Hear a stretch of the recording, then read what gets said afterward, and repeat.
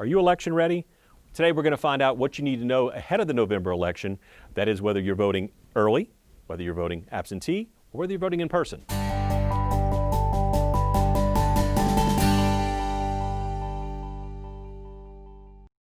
Joined today by two special guests to talk about the big elections coming up this fall here in the city of Suffolk and really around the country, but we're going to focus on Suffolk today. Joining us, we have Susan Saunders, who is the Director of Elections and General Registrar, and Aaron Rice, who is the Chair of the Suffolk Electoral Board. So thank you, ladies, for both being with us today. Thank you for having us. Well, November 3rd is the big date, right? Yes. So we got that important detail out there. But let's talk about what people need to know at this stage of the game as we get closer and closer to Election Day about the ways that they can vote and participate in the election process, and also what your office and the board do to help coordinate everything here in the city of Suffolk. Kind of a big broad-based question to kind of get us kicked off. So whoever wants to go first, jump on in to start tackling that question. Go ahead, Susan, that's fine. All right, we actually started voting Friday, September 18th. That's in person at the voter registration office. We're on the first floor, 440 Market Street. And we, like I said, we started voting September 18th, Friday.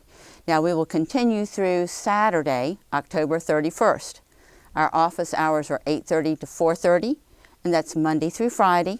We are also open the 2 Saturdays prior to the election, Saturday, October 24, as well as Saturday, October 31st. So that you can actually come to our office and vote in person, no excuse. Okay. You don't have to have an excuse to come in and vote absentee. Okay. You may also vote by mail. You may request an application. You complete the application, mail it back to our office, and we will mail a ballot to you. And of course, there's always vote in person at your precinct. Now, if someone has a question as to where they're registered, if they're registered, the location, they absolutely can call the voter registration office. We're more than glad to help them determine where they vote. If they're not registered, we can check on that as well. And as far as registration, you have the deadline is October 13th to register to vote and be able to vote in the November 3rd election. Again, that's October the 13th. So we want people to make sure that they register before that deadline. Again, I think the best thing to do is either call our office, and that's area code 757-514-7750, or they can also check the Department of Elections website, and that website is www.elections.virginia, and that's spelled out VIRGINIA.gov. There's a wealth of information on that website. You can find out where you vote. You can actually apply for a ballot online. You can register to vote online. You can see who your candidates are. You can find out where your precinct or borough is. In the city of Suffolk, there are 7 boroughs. We have 27 precincts, together with what we have as a central absentee precinct. And they're officers of election that actually count the mail-in ballots. So we've been asked before, oh, if I vote by mail, that won't count. It absolutely does. We have a specific group of people that are sworn officers of election that actually count the mail-in ballots.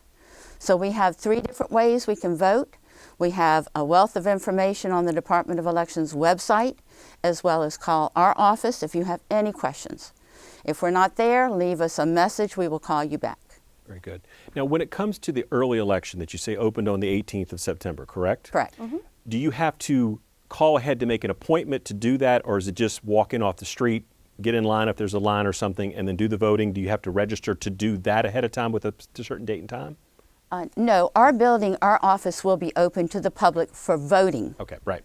So again, we're on the first floor at 440 Market Street. Mm-hmm. And we're again open from 8:30 to 4:30. They can vote in person at our office. Now, if you're in line by 4:30, you are still able to vote. Gotcha. So, and that's the same on Election Day. The hours are 6 to 7 at night. And if you're in line at your precinct to vote at 7 o'clock, you will be able to go in and vote. Got it.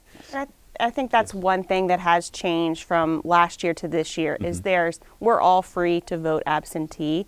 It used to be you had to have some type of reason to request an absentee ballot. That is not the case anymore. Some legislative changes have been made, and so you can vote in person absentee voting, and that process began on Friday. Okay. And will continue to October 31st. It's important if you do want to vote by mail that application has to be completed by the 23rd of October.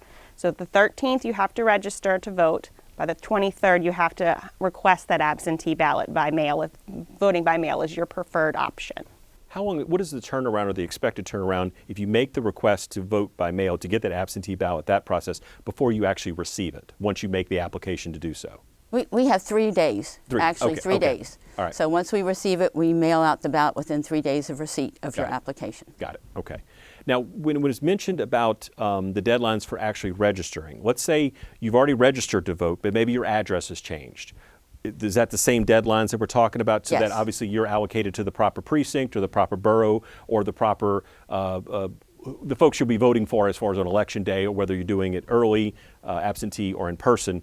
Those deadlines are the same, correct? That's to correct. make that change on Yes. there, and you can do that online through the state website, Yes. or Yes. contact your office to do the same. Is that correct as well Yes, for you both can accounts? check the State Board of Elections website Got it. that Susan mentioned. That will show you what your actual precinct is.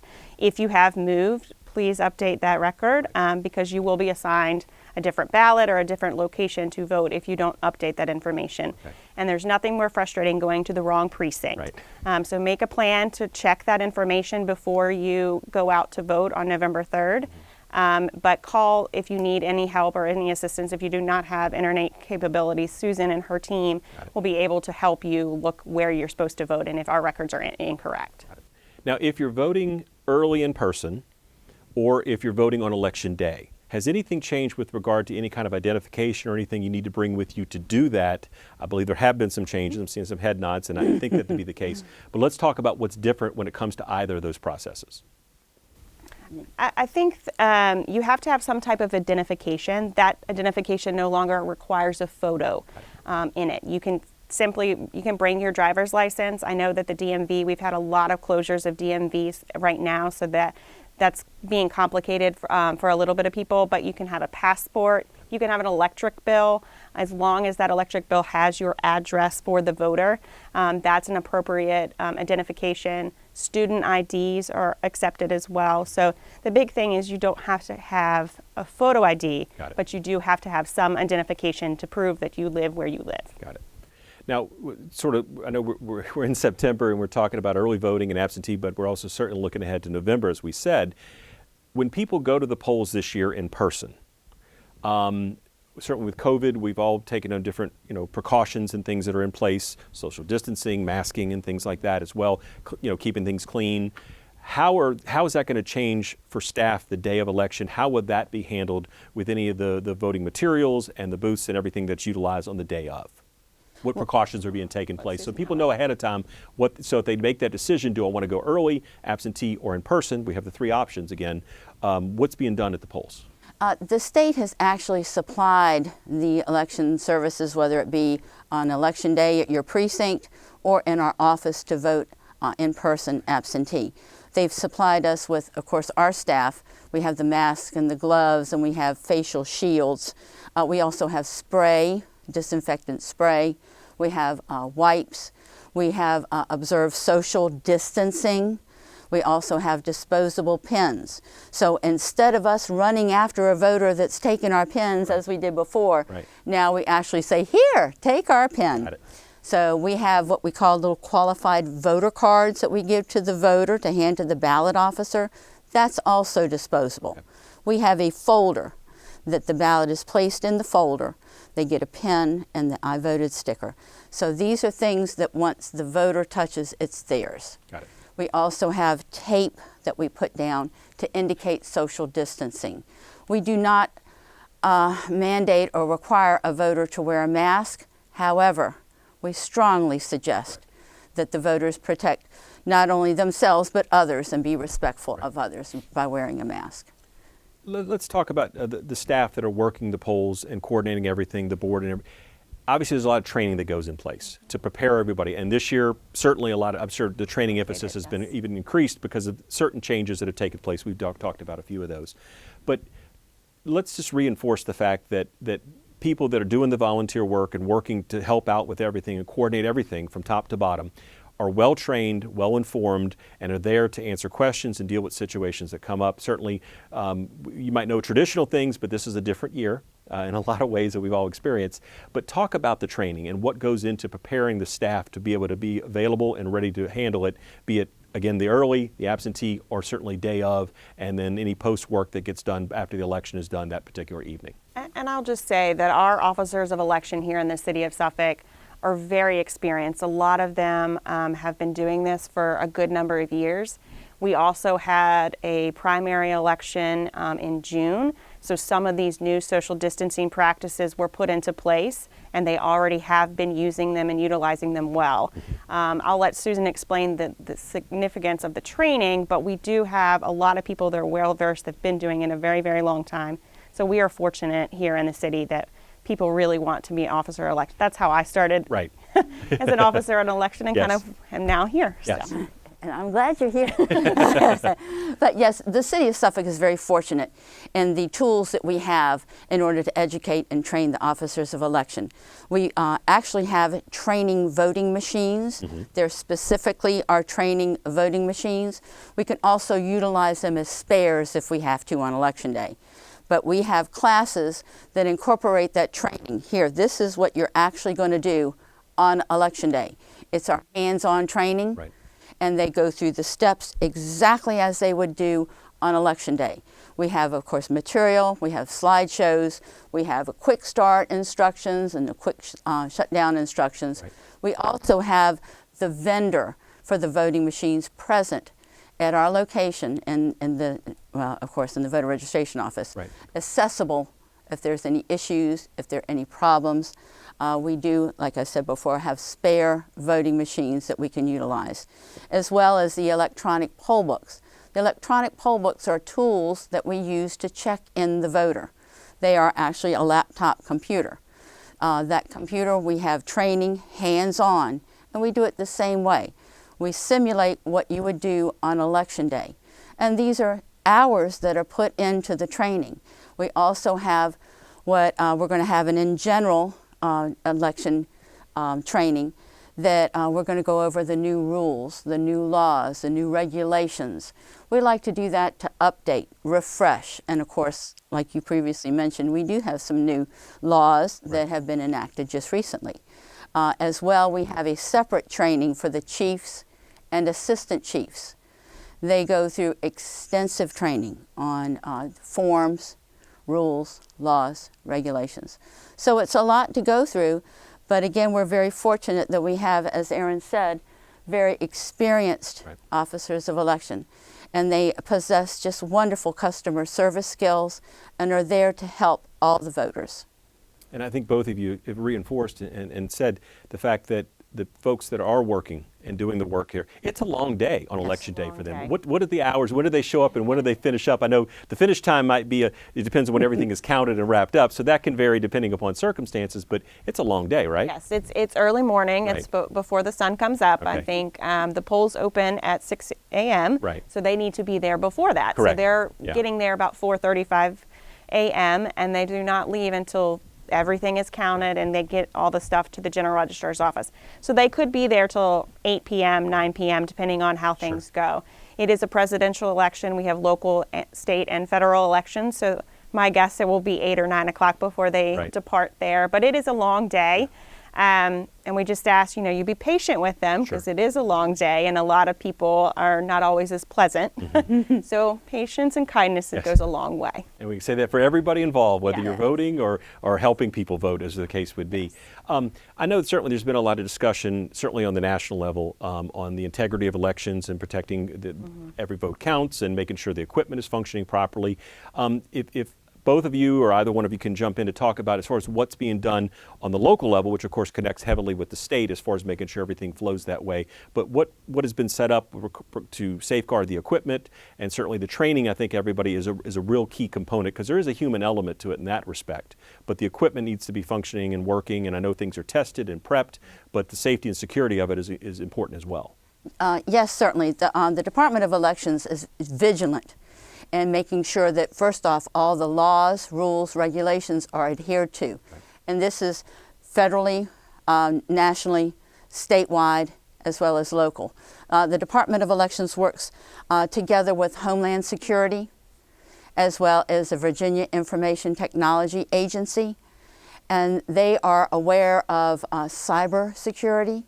They go to great lengths for training regarding cyber security, and if they identify any activity in that regard, they alert the Department of Elections. As well, we have testing of the voting machines. We actually have a logics and accuracy testing of all the voting machines. The voting machines that we use in the city of Suffolk are the image cast evolution voting machines. They're optical scan voting machines. You feed a paper ballot into the machine. It also takes a digital image of every ballot that is fed through the machine. So we not only have paper, right, but we have the digital image. These machines, again, are tested. They have to be certified. So they're tested before every election. In this case, we had a March primary, we had a June primary, as well as, of course, the November coming up primary, general election. Right. The certification, it has to meet certain standards, it has to meet certain regulations and requirements, as well as our electronic poll books. Like I said previously, they're laptop computers. Mm-hmm. So they have to go through testing.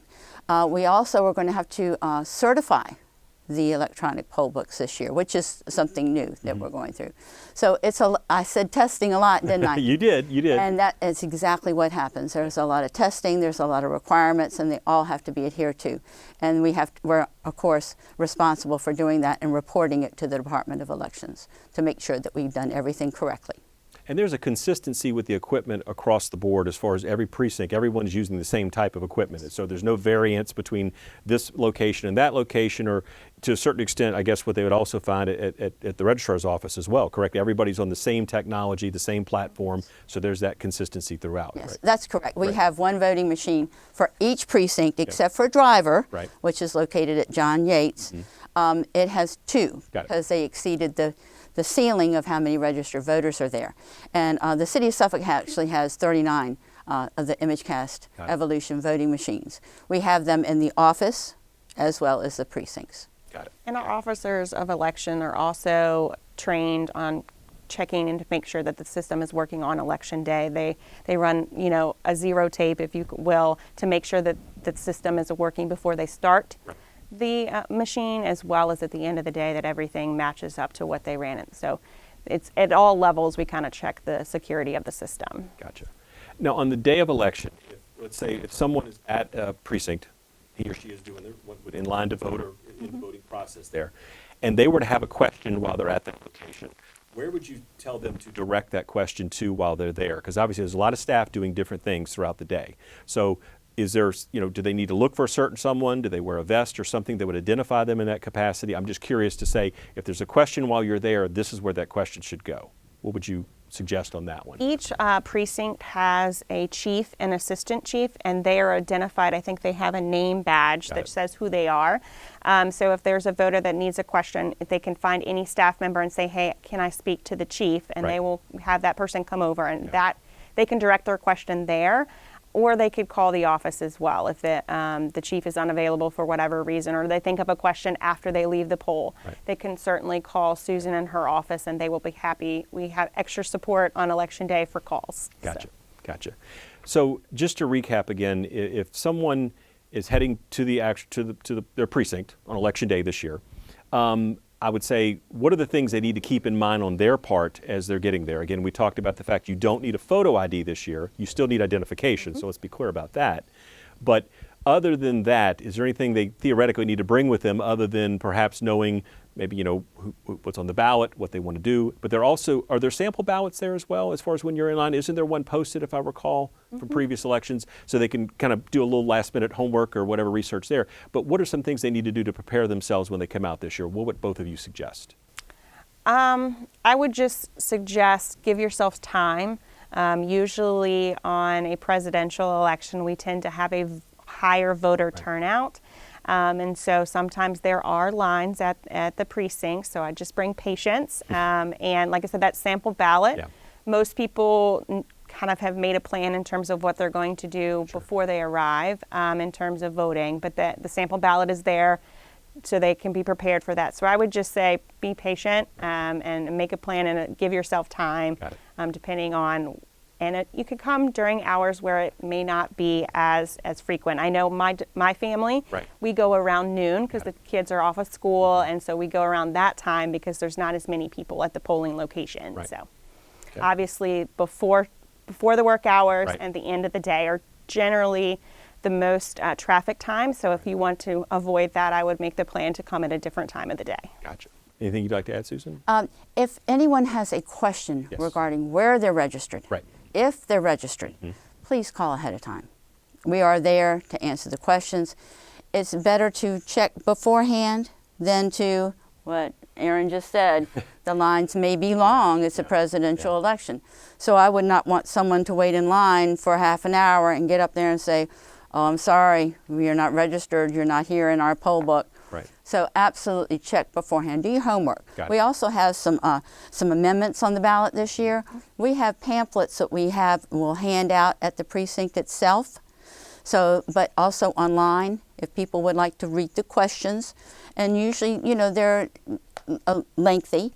So we do have explanations.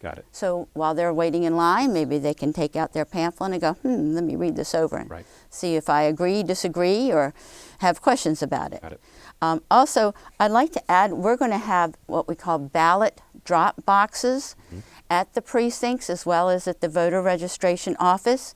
So if someone comes to their precinct and they have their marked ballot in the mail envelope, they can come in and put that ballot into a ballot drop box at the precincts.